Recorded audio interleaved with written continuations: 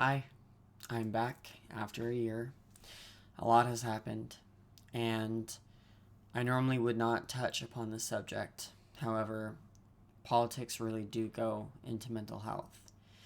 And as it's pretty evident, I am part of the LGBTQ plus community. And I know that there are a lot of us out there really, really scared right now, and we don't know what to do. And there are people out there who think that we're being ridiculous for having these fears. And I think that it's insane we would cut people out for having what they call different opinions when it really boils down to morals. And outside of just being part of the LGBTQ plus community, I'm also very much scared for the women out there, for the Trump abortion bans.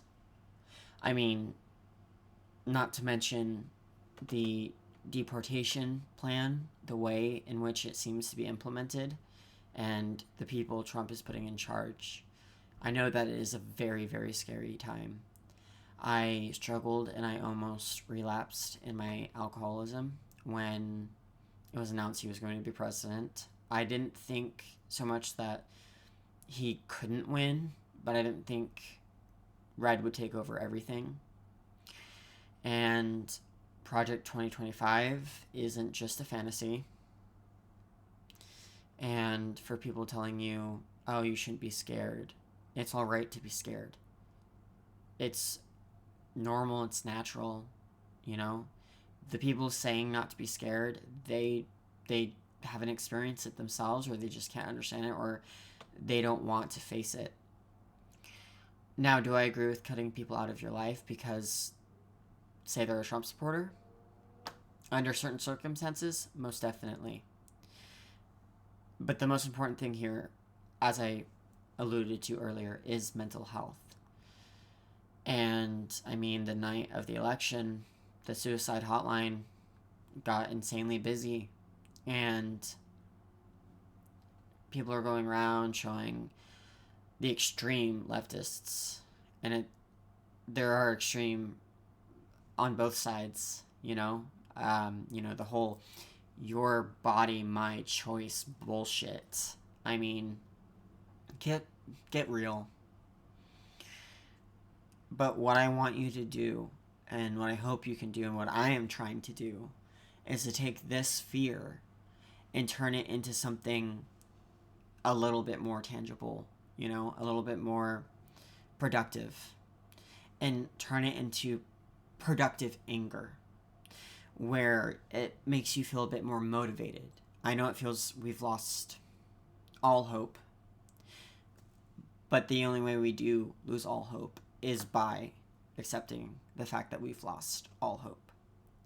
So I really do hope, how many times am I going to say hope in this video, that you can find it within yourself to just look forward toward the future, and when these things start being implemented, to take a stand, to join rallies, to do whatever you can do to have your voice heard. Even what I'm doing right now, I have hardly any followers.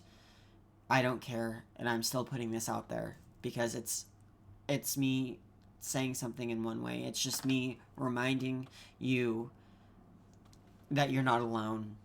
I'm scared. I'm horrified. I'm disgusted. And I just really, really hope that things will be okay.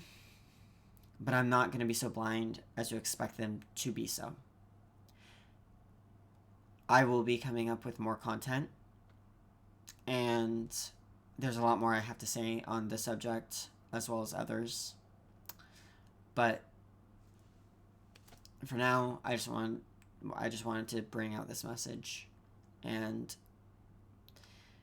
there are just so many things we can do, and that's what I think we should focus on, or try to. I know how hard that is. I'm still having trouble with it. I've had arguments with friends. over it, and I'm sure if they see this video, I hope they don't react negatively, but we'll see. Once again, you are not alone.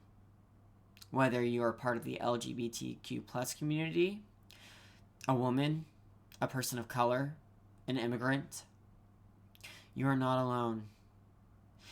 Even though some of those things don't directly affect me, I still deeply, deeply care. And it saddens me to think about women who are dying, who can't get the care they need due to these insane abortion bans.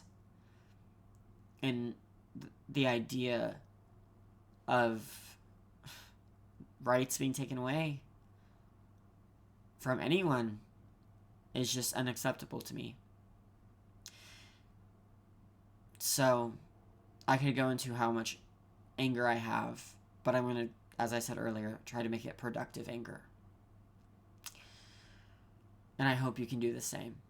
So for now, from Bipolar Afterthoughts, that's all I have to say on the subject. I do have a podcast now on Spotify. It is called Bipolar Afterthoughts. It's what I initially wanted this channel to be about, where I interview other people about their issues. The channel became more about me. And I have some other things up my sleeve about that. Reactions and such. And, you know, if this even only reaches one person, that's all I care about. So, anyways, just be prepared, be vigilant, and stay strong.